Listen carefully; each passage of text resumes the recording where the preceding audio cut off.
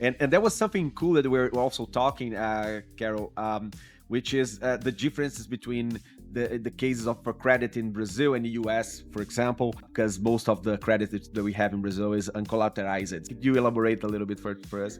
Well, the way we like to think about credit in Brazil is that it has to be good for all involved. And when we're talking embedded finance, who are the ones involved?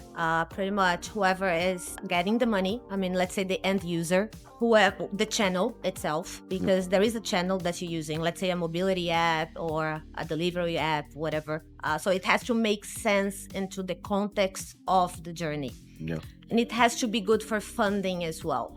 So we like to stress that, because when you think about it that way, you think that to create sustainable embedded finance in Brazil, you have to think of all of those parts.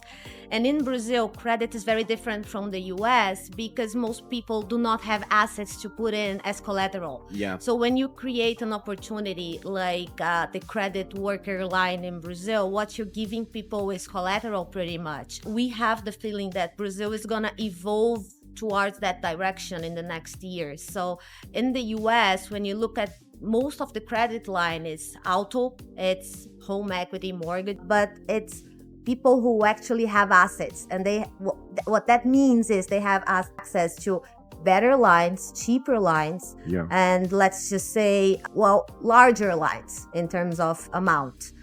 In Brazil, that's not the reality. I mean, you have access to expensive lines, limited lines, and they can be actually very, very limited if you are not A and B classes.